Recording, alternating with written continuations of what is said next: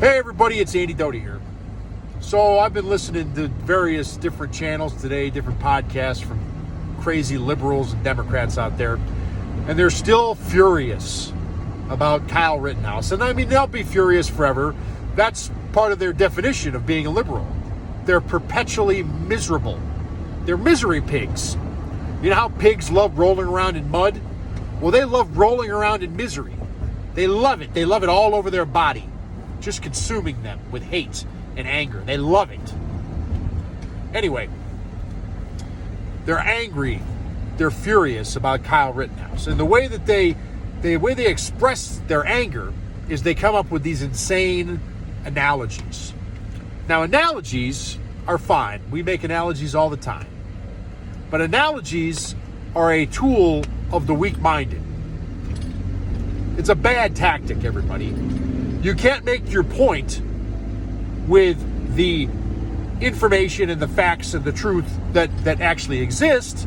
So you have to come up with a fantasy scenario that does not exist, nor has ever existed, and then you try to judge that scenario to make your point. I mean, it's insanity. And the one that they're doing now, and they've been doing since Friday, and they've been doing ever since, excuse me, they've been doing it since before the verdict. Well, what if this was a black kid? What if Kyle Rittenhouse was black? He'd be dead already, or he'd be in jail for the rest of his life. No. Now, again, you're saying that for two reasons. One, you're saying that because you believe that is the realistic outcome. And you want a person like me to say, yeah, I don't give a fuck about some black kid. I'm only supporting Kyle Rittenhouse because he's white. That's what you want a person like me to say. If you do not change any variables in that scenario, and Kyle Rittenhouse was a black kid who took it upon himself to go to Kenosha and try to defend that city and its citizens from an angry mob of violent criminals, I would support him just like I support Kyle Rittenhouse. And I would have absolutely no problem, and I'd applaud the fact that he was acquitted. But liberal tactic number one, your favorite tactic, is you take things down to the simplest level. You don't care about the scenario. You don't care about the circumstances. You remove all other variables. You just make it about black versus white because you're convinced that everybody's racist. Again, because you're pathetic and stupid. You have no other tactics. You think everybody who disagrees with you is racist. So obviously, if this magical fantasy scenario was turned around and the kid was black, well, of course, yeah, fuck him, yeah, give him the chair, fuck him. That's what you think that we would think. Because you're racist. You are the true racists. And you're pathetic and you're stupid and you're lazy and you're weak-minded and you're arrogant and you're pathetic and everybody hates you. I mean, there's lots of different problems going on here. But sometimes with this analogy, you'll expand on it a little bit. Or liberals will expand on it, Hollywood types, MSNBC types, media hacks, losers will say, well, what if this was a black kid in a Trump rally? I don't know. Again, what are the other variables? What other variables are we missing here?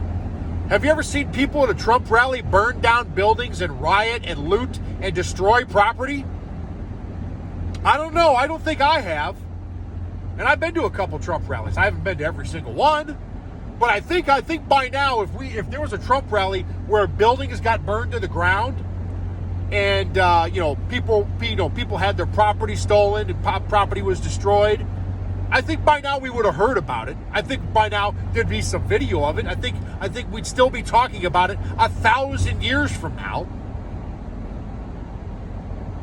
So in that scenario, if there was a Trump rally and Kyle Rittenhouse or the Kyle Rittenhouse type X person in this scenario, this fantasy scenario that we're making up since we don't have any reality to talk about, if he was there to defend his city or his fellow citizens from an angry mob of Trump people who are burning things down and destroying and rioting and looting, and he managed to shoot two of them who were assaulting him or attempting to assault him, then I'd have no problem with it. Again, I don't even know why I'm answering, because it's a scenario that has never happened, nor will it ever happen. It's a fantasy scenario made up to justify your asinine point. You have nothing. You have nothing to go on except fantasy scenarios that you make up in your own mind, which is what most liberal problems are. You make up problems to be miserable about because you're fucking pathetic. I mean, listen. I haven't followed every single news story. Post it down below. Post it down below. Post it somewhere. If there's a Trump rally out there where Trump people were violently rioting and looting and burning down buildings. Again, you want to take this down to the simplest possible level. Oh, it's just Black Lives Matter protest. We'll define protest. Irrelevant. It's Black Lives Matter protest. The only thing that matters is Black Lives Matter. That's the only variable that we care about. If you disagree with it, then you're racist. So I'm racist for saying that people shouldn't be allowed to burn down buildings and riot and destroy things. Yes! You're racist! Racist fucking bigot. How dare you disagree with us? We're the most virtuous, decent, caring people on the face of the earth. And you're just some white fucking MAGA bigot. Again, I mean, do you people even listen to yourself sometimes? I mean, I know you don't. I know you live in an echo chamber where you talk to other people who only share the same opinion as you, and you cast off anybody who might dare disagree with you, and you want people who disagree with you silenced. And you have the audacity to call people like me fascist.